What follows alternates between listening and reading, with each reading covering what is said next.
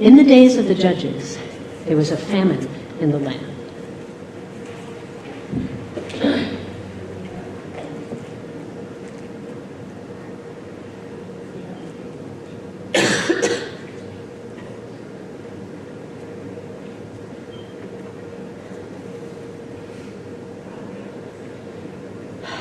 So a man went from Bethlehem in Judah to stay for a while in fields of Moab.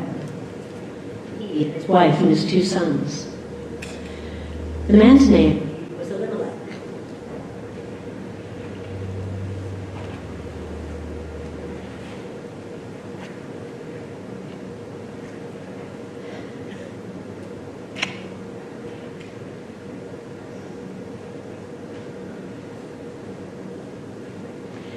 His wife's name was Naomi.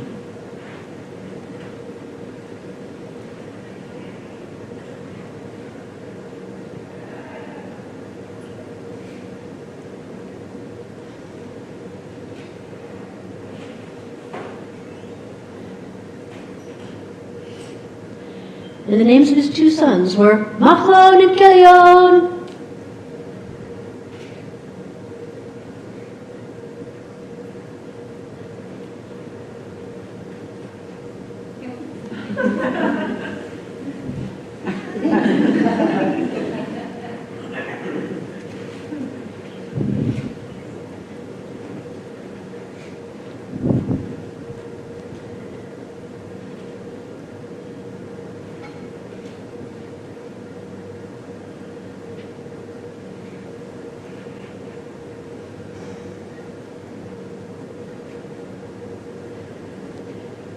They were Ephrathites from Bethlehem in Judah, but they entered the fields of Moab.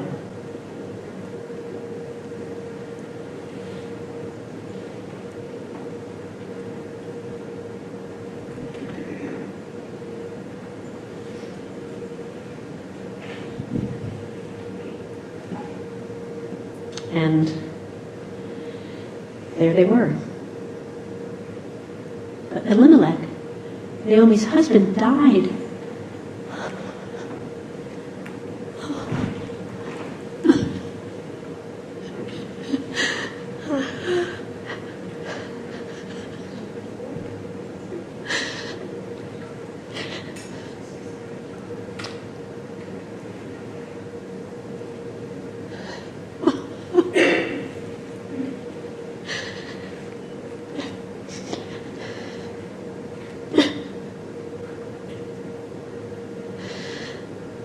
And she was left at risk, she and her 2 sons.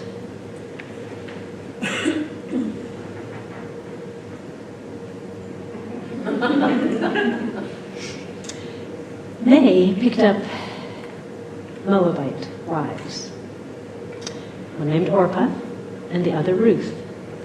And they lived there for about 10 years. But then they also died. Both of them, Machlon and Kilion.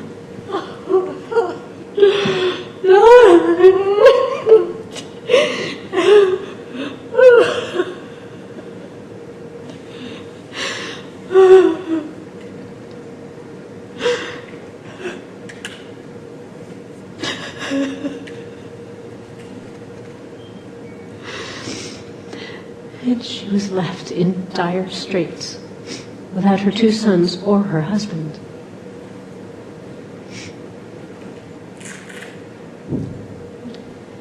She arose, she and her daughters-in-law, and she turned away from the fields of Moab.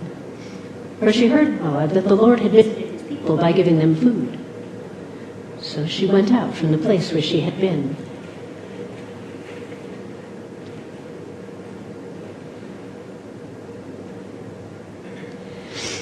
Her 2 daughters-in-law with her. And they started walking on the way to return to the land of Judah.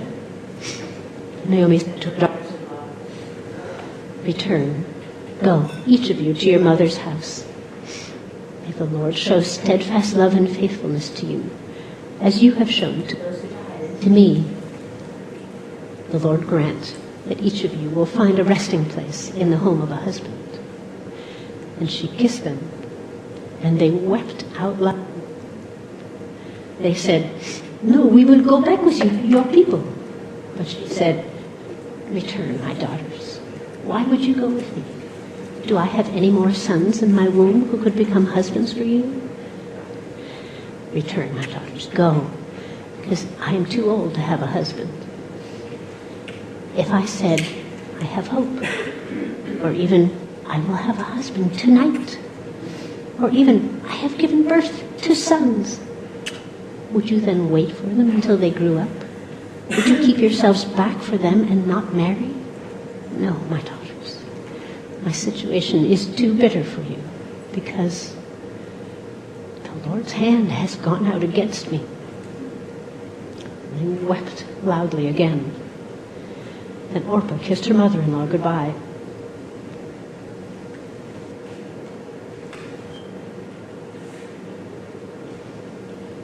But Ruth clung to her. She said, "Look, your sister-in-law is going back to her people, to her gods. Return after your sister-in-law." But Ruth said, "Do not urge me to abandon you, to turn back from following after you, because where you go, I will go, and where you stay, I will stay. Your people will be my people, and your God, my God. Where you die, I will die, and there I will be buried. Thus may the Lord do to me, and more, if anything but death separate between me and between you."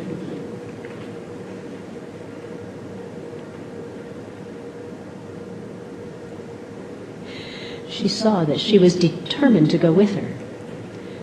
So she spoke no more to her. And they went on, the two of them, until they came to Bethlehem. Now, as soon as they arrived in Bethlehem, the whole town was in a stir because of them. The women said, is this Naomi? But she said, "Don't call me Naomi, pleasant. Call me Mara, bitter. He has made my life unspeakably bitter. I went away full, but the Lord has returned me empty. Why would you call me pleasant? The Lord has humbled me. The Almighty has made my life very evil." So Naomi returned, and Ruth, the Moabitess, her daughter, the one who turned from the land of Moab. And they arrived in Bethlehem at the beginning of barley harvest. Now, Naomi had a relative of her husband, a prominent man of character from the clan of Elimelech, and his name was Boaz. Now, Ruth the Moabitess said to Naomi, "Please let me go to the field so that I may glean among the grain behind anyone who I would find favor in his eyes."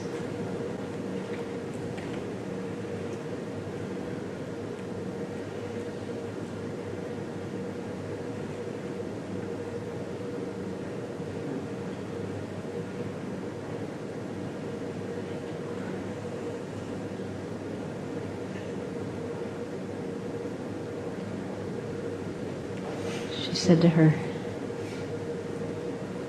"Go, my daughter." So she went.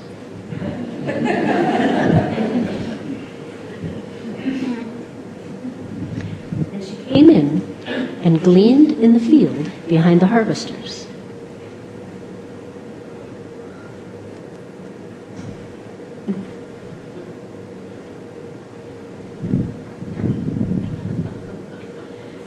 Now, as it happened, she ended up in the portion of the fields that belonged to Boaz, who was from the clan of Elimelech.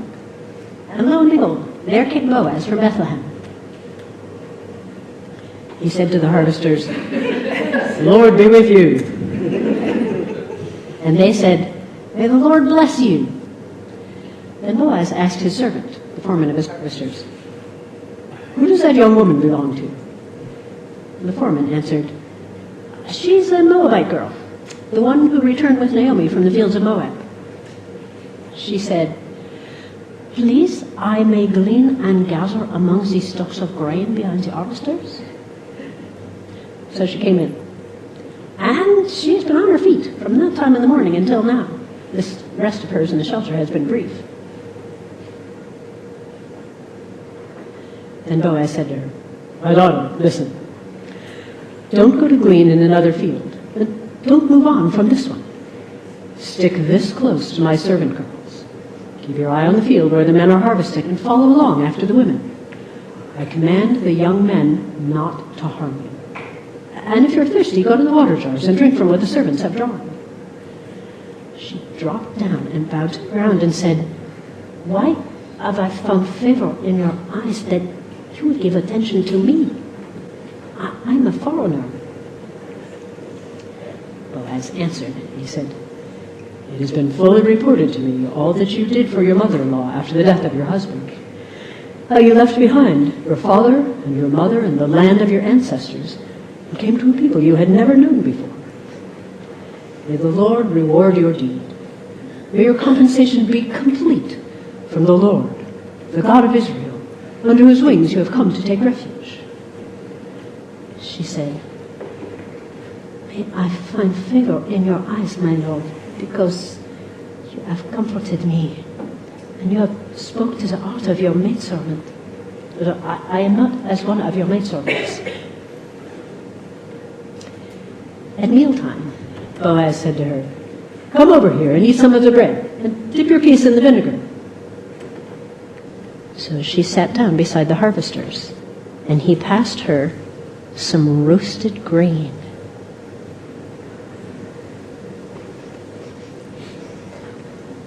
She ate.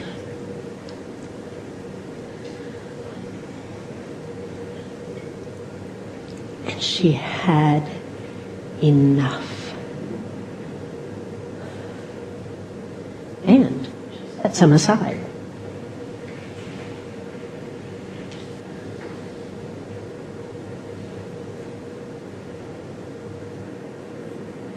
She got up to glean. Boaz commanded his servants, "She may glean even right among the stalks of grain, and don't embarrass her. In fact, pull some out for her from the bundles. You leave them, and she will glean. Don't rebuke her." So she gleaned in the field.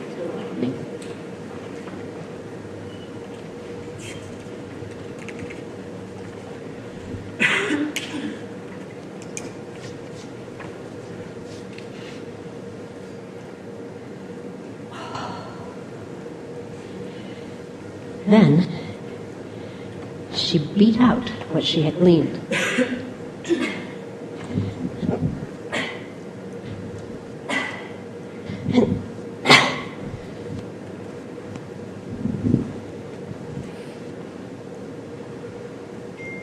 It was about an ephah of barley.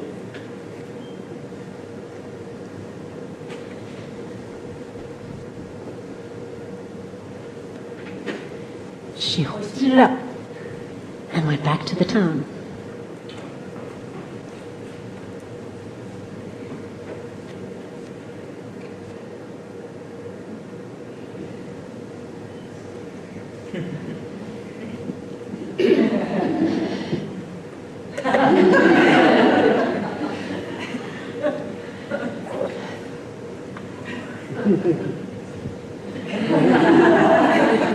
Mother-in-law saw what she had gleaned.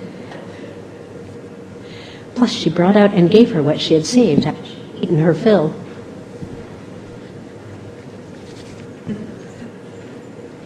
Her mother-in-law said, "Where did you glean today? Where did you work? May the Lord bless someone who must have given attention to you." So she told her mother-in-law all that she had done thanks to him. And she said, "The name of the man I worked with today is Boaz."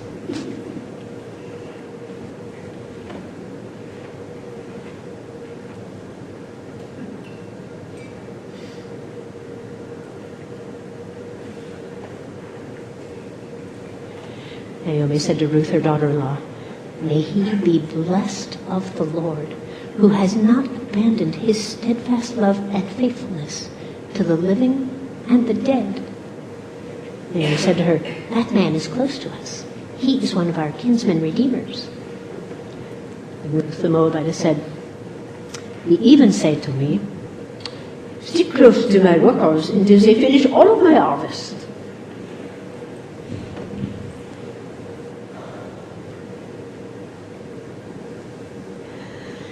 "It is good, my daughter, if you stay with his servant girls, and men will not molest you in another field." So she stuck close to the servant girls of Boaz to glean until the end of the barley harvest and the wheat harvest. And she lived with her mother-in-law. Now her mother-in-law said to her, "My daughter, should I not try to find a resting place for you, one where it will go well with you? Now, isn't Boaz, whose servant girls you've been with, a relative of ours? Well, he is winnowing barley on the threshing floor tonight. So, wash and anoint yourself and put on your cloak and go down to the threshing floor. But don't let your presence be known to the man until he has finished eating and drinking. When he lies down, note the place where he lies. Then go, uncover his feet, and lie down. He will tell you what you should do."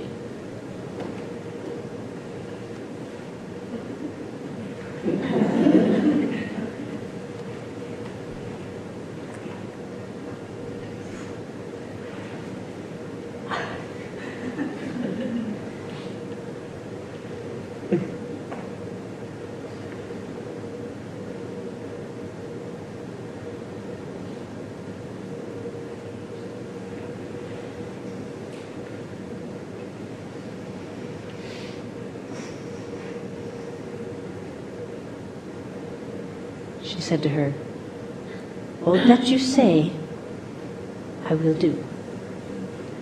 So she went down to the threshing floor and did exactly as her mother-in-law commanded her. Now Boaz ate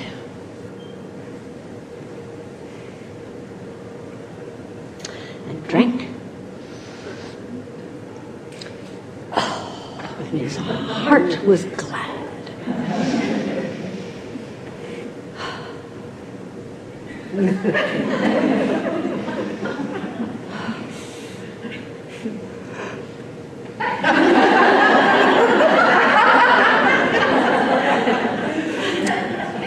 And he went over to lie down at the edge of the grain pile.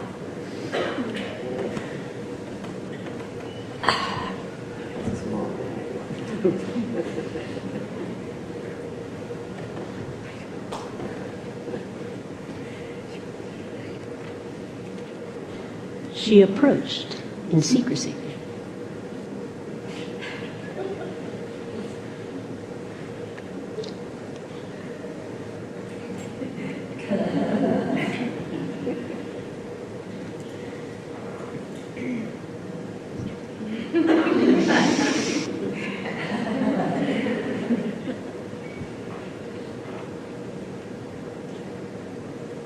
Uncovered his feet.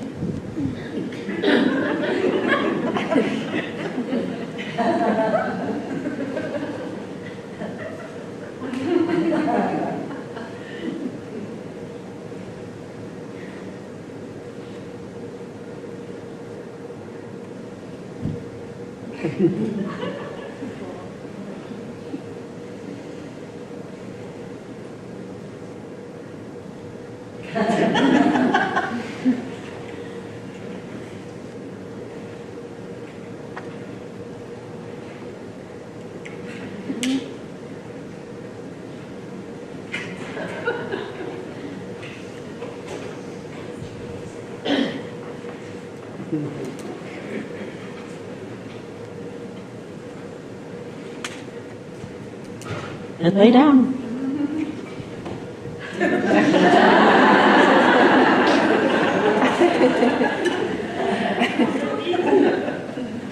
In the middle of the night, the man shivered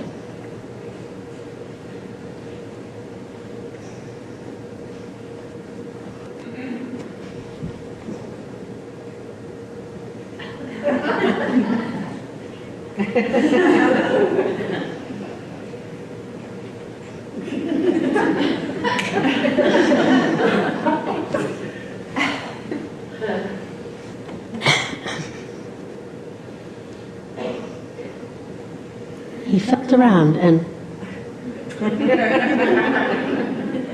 What? A woman was lying at his feet. Who are you? He demanded. She said, I'm Ruth, your maidservant. Spread your wing, your garment over your maidservant, because you are a kinsman redeemer.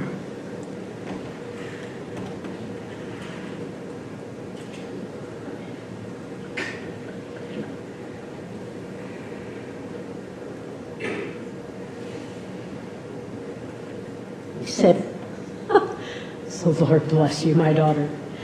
You are showing your steadfast love and faithfulness even more in this last thing than you did at first. You're not going after the young, vigorous, desirable men, rich or poor.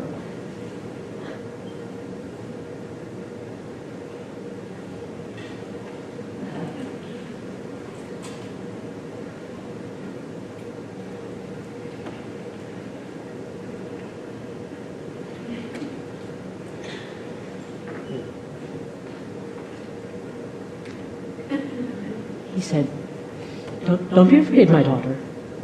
All that you say, I will do for you. Because the leaders of my people know that you are a woman of character.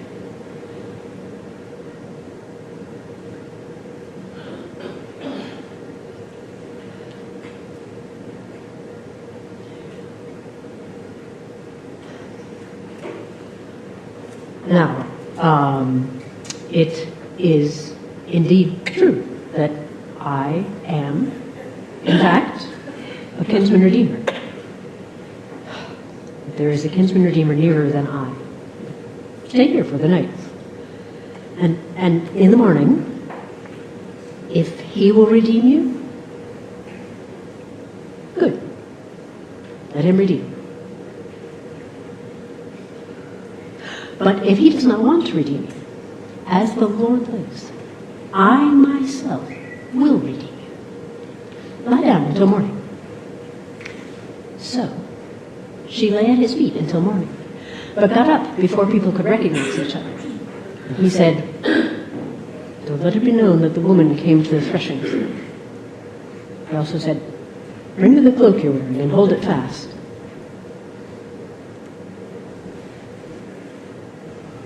So she held it fast. He measured it.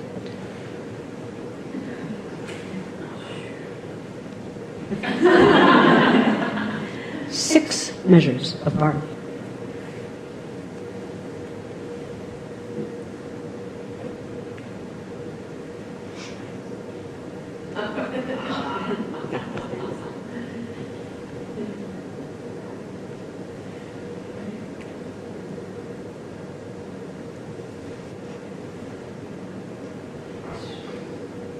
He placed it on her.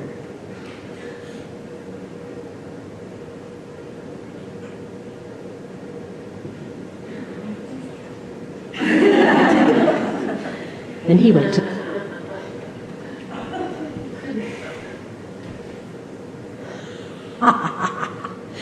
La la la la la la la la.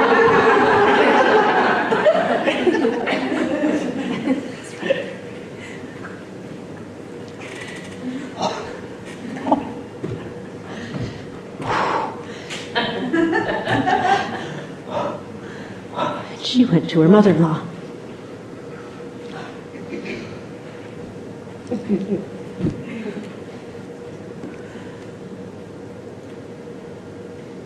Who are you, my daughter?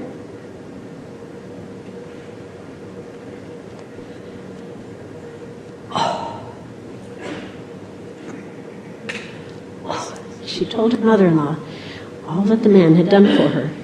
And she said, he even gave me these 6 measures of barley, because he said, you must not go back to your mother-in-law empty. She said, Now sit tight, my daughter, until you learn how the thing will fall out, because the man will not rest. The matter is concluded today. Meanwhile, Boaz went up to the town gate and sat there.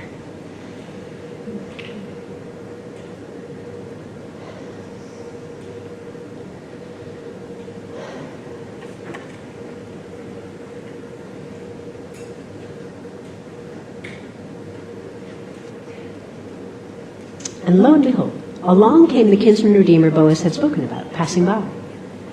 So he said to him, "Mr. So-and-so, turn aside and sit here." So he turned aside and sat down. Then he took 10 men from among the elders of the town and said, "Sit here." So they sat there. Then Boaz said to the kinsman redeemer, "Naomi, who has returned from the fields of Moab, is selling the piece of land that belonged to our brother Elimelech. I thought that I should bring the matter to your attention and suggest that you buy it in the presence of the citizens and the elders of my people. If you will redeem, redeem. Or if you will not redeem, tell me so I will know, because the first right to redeem is yours, and I am after you." He said, "I will redeem."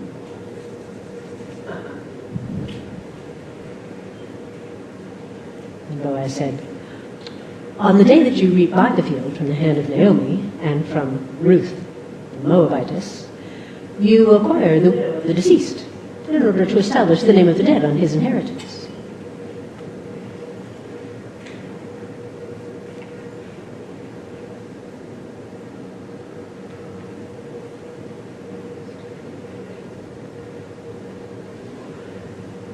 He said, "I cannot redeem, because lest I damage my own inheritance. You buy my right of redemption yourself, because I am not able to redeem." Now this is how it used to be in Israel concerning redemption and exchange. To establish any matter, one man would take off his sandal and hand it to the other. This was the method of verifying transactions in Israel. So the kinsman redeemer said to Boaz, "Buy it yourself." And he took off his sandal.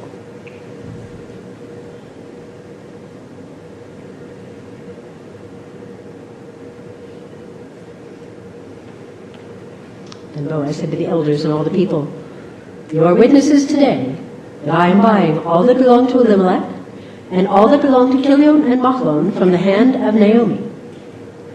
Also, I am acquiring Ruth the Moabitess, widow of Machlon, as my wife, in order to establish the name of the dead on his inheritance, so that his name will not disappear from among his brothers or from the gate of his town. You are witnesses today." Then all the people at the gate and the elders said, "We are witnesses.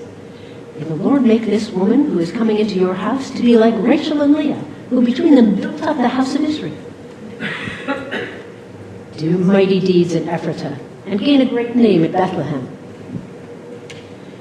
May your house be like the house of Perez, whom Tamar bore to Judah.